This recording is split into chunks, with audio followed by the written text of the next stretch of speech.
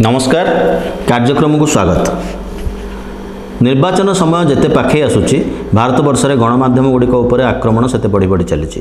गत 4.5 वर्ष भितर मोदी सरकार सबुठार बड़ उपलब्धि होची कथा कहबार बाक स्वाधीनता बा धारा संविधान धारा 19 अनुसार राइट टू स्पीक उपर आक्रमण सबुठार अधिक हबार लगी।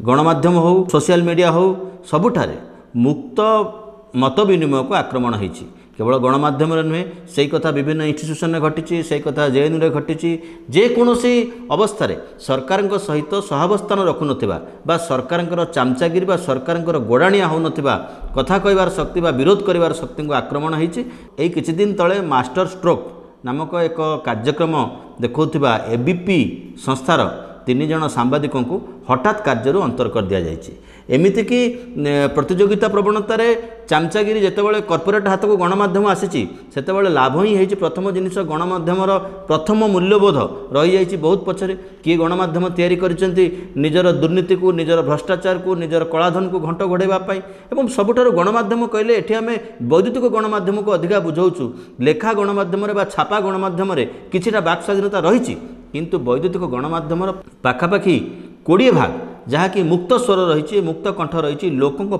जो मैंने स्वर उत्तोलन कर आक्रमण होती। कौटी गौरी लंकेश परी सांबादिकों को हत्या कराई तो कौटी विभिन्न आड़े विभिन्न बाहाना केतबेले इनकम टैक्स हो केतबेले ए कारण हो केतबेले सेल टैक्स हो विभिन्न गणमाध्यम गुड़िक आक्रमण बढ़ी बढ़ी चली। सरकारी विज्ञापन वंचित करा एवं सरकार सहभागितार सरकार भातृप्रतिम किसी कॉर्पोरेट सेक्टर तांको विज्ञापन बाद दि जावा आउ एक रकम चाप सृष्टि कराऊँच गणमाध्यम उपर।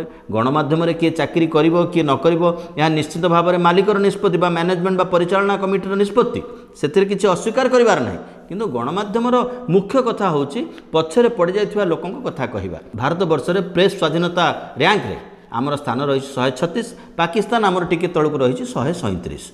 मु जो जो निर्वाचन पाखे आसूची तौ तौ गणमाध्यम गुड़िक किभली आक्रमण करा मानसिक भाव में दुर्बल करा आर्थिक भाव में दुर्बल करा ताहा व्यापक हबारे लगी भारत वर्ष में वर्तमान समय तो किसी गणमाध्यम मिछ प्रचार रे समय नहीं चली कम समय दियो ये तो परिचालना प्रक्रिया टीआरपी लड़ाई ता भिन्न कथा किंतु असल कथा होची गणमाध्यम आभिमुख्य उपर आक्रमण करवा गोटे प्रहसन गोटे फैशन में परिणत हो जाइए शासन तंत्र एवं यार उत्कृष्ट नमूना देखते नरेंद्र मोदी।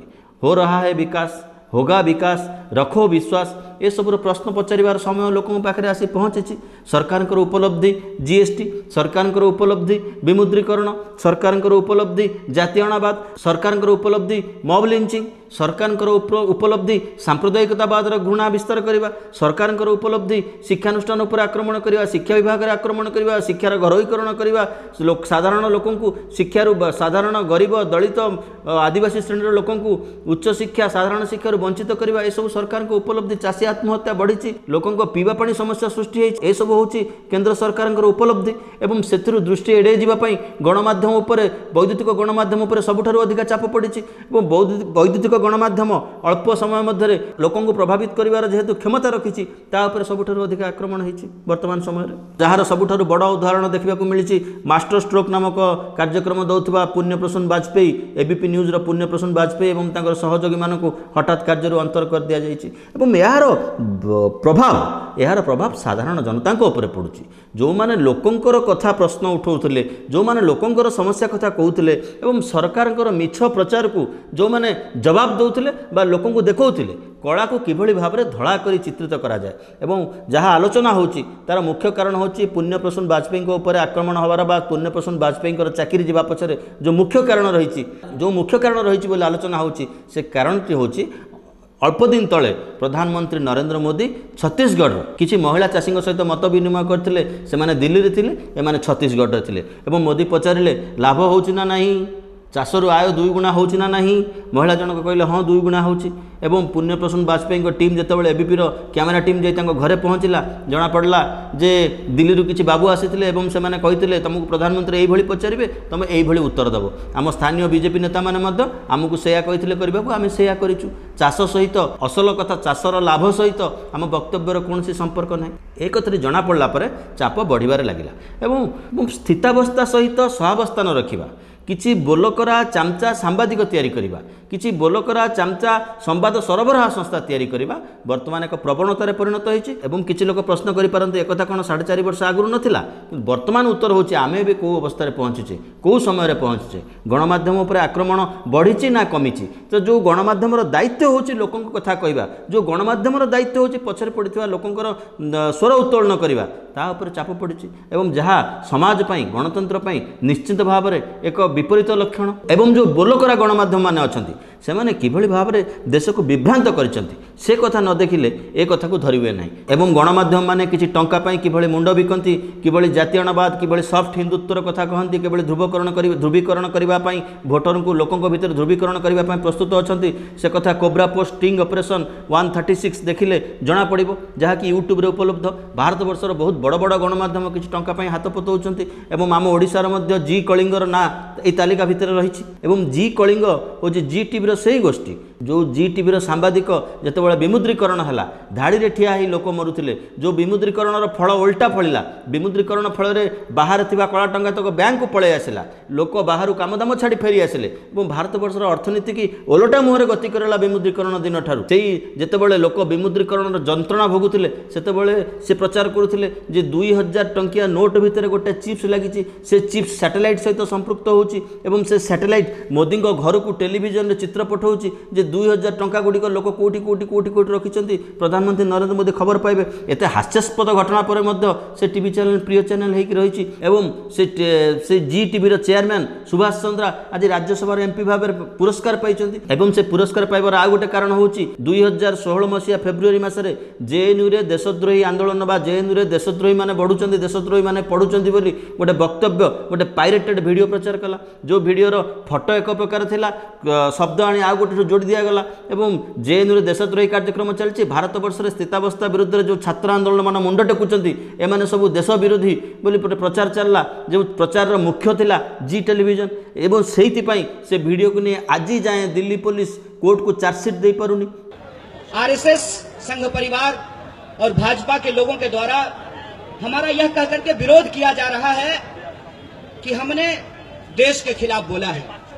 एक सीधी सी बात है कि अगर हमने देश के खिलाफ बोला है, अगर हमने देश के खिलाफ कुछ गलत कहा है, तो मुझे घूम घूम के आप लोगों के बीच आकर के बात करने का अधिकार नहीं है। अगर हमने देश के खिलाफ कुछ कहा है तो इस तरह से मैं छुट्टा घूम नहीं सकता हूं।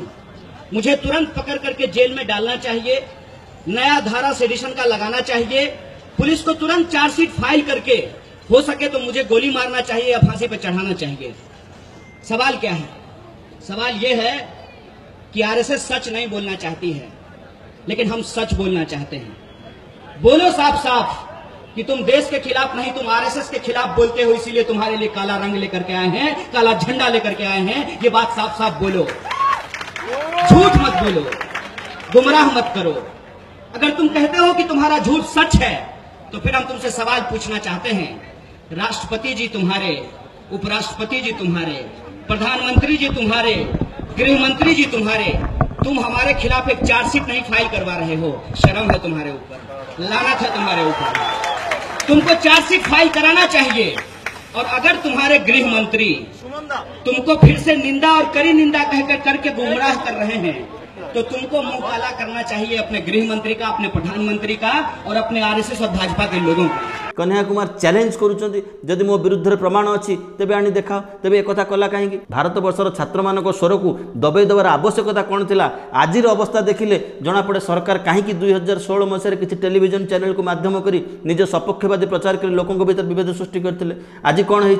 आज सरकार निष्पत्ति कर केंद्रीय विश्वविद्यालय गुड़िक जोटी गरीब दलित आदिवासी झील पिला माने पाठ पढ़ुले मात्र खूब 200-300 टंकार से घरोईकरण प्रक्रिया आरंभ होती, कॉर्पोरेटर इन्वेस्टमेंट आरंभ होती, एणिकी पिला अधिका पैसा दे पाठ पढ़े, शिक्षा को किभली भाव में थिला वाला लोकों पकेट ठेली दिज्व ए प्रक्रिया आरंभ होती। तार आउ गोटे बड़ उदाहरण हो जिओ यूनिवर्सिटी, जो यूनिवर्सिटी कौन स्थिति ना, जो यूनिवर्सिटी तैयारी होनी, जो विश्वविद्यालय भिसी ना कि ना, शिक्षा को किभली भाव में सबुदिन थिला वाला शिक्षार व्यवस्था କରାଯିବ ଏବଂ ସାଧାରଣ ଦଳିତ ଗରିବ ଆର୍ଥିକ ଭାବରେ ପଛୁଆ ଶ୍ରେଣୀ ଲୋକମାନଙ୍କୁ ହାଜି କହି ଜନରସକୁ ପ୍ରଶମିତ କରିବା ପାଇଁ ତାଙ୍କ ଭିତରେ ଧର୍ମ, ତାଙ୍କ ଭିତରେ ଜାତୀୟତାବାଦ, ତାଙ୍କ ଭିତରେ ସମ୍ପ୍ରଦାୟର ଘୃଣା, ସମ୍ପ୍ରଦାୟର ହିଂସା ପୁରେଇ ଦିଆଯିବ।